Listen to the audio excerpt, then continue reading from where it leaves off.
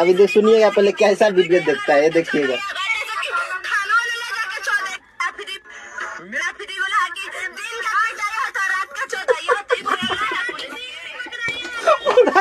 पूरे दिन यही वीडियो देखते रहता है।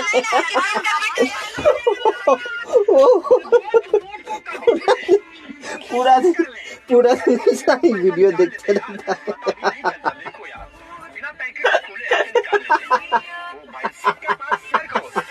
होला हाथ से छत